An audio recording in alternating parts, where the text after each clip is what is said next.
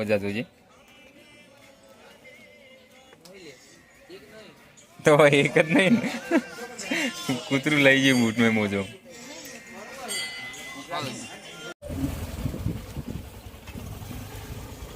ટૂંક જ સમયમાં આપણે શેપર પહોંચી જઈશું.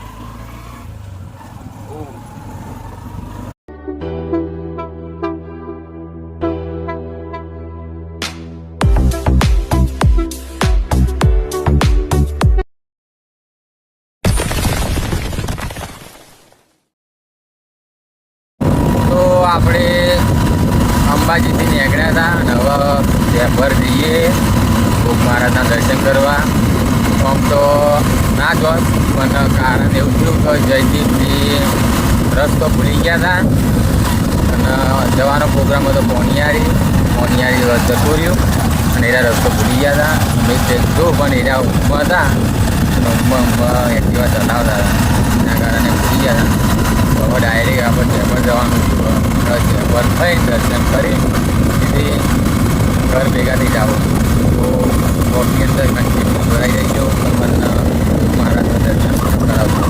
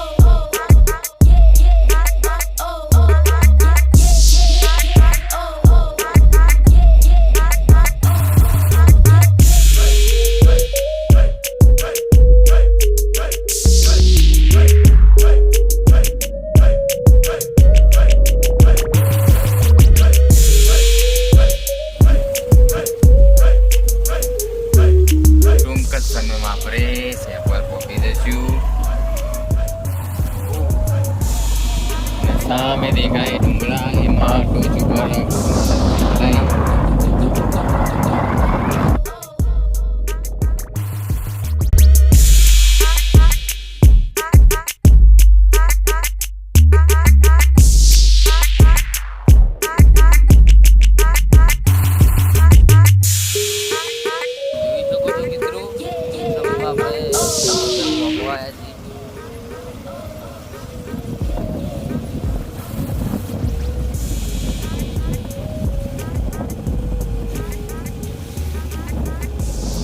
તો ફાઇનલી આપણે આવી ગયા છે પછી બધાય હાલ તો બહારની સાઈડ છીએ મંદિર તરફ જઈએ.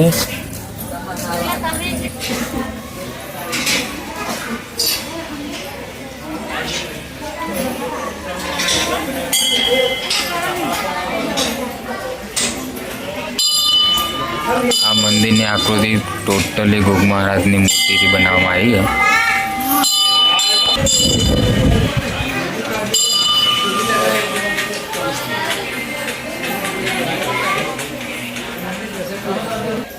જોઈ શકો છો મિત્રો કે ટોટલી ગોગ મહારાજની આકૃતિથી બનાવેલી છે મંદિર. અને આ સાઈડ ઉપર પણ એક પથ્થર ઉપર મંદિર છે પહાડ ઉપર.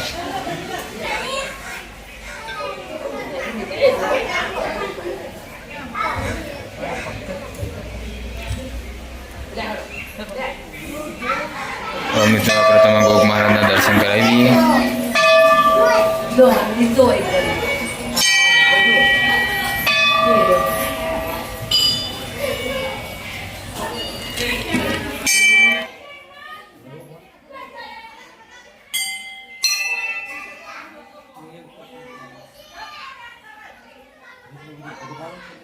ને આની પાછળ ચા નાસ્તાની સુવિધા રહેશે વલ્લાની પાસે.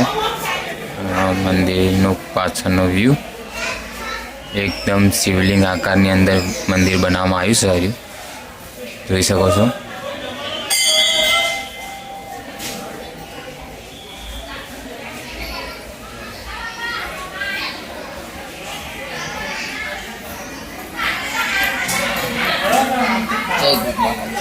જય ગોક મહારાજ.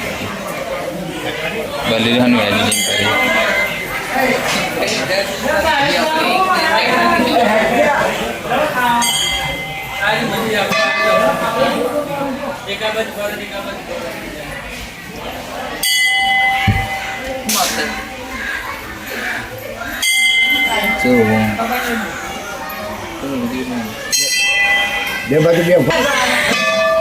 કેટલું મસ્ત લોકેશન છે.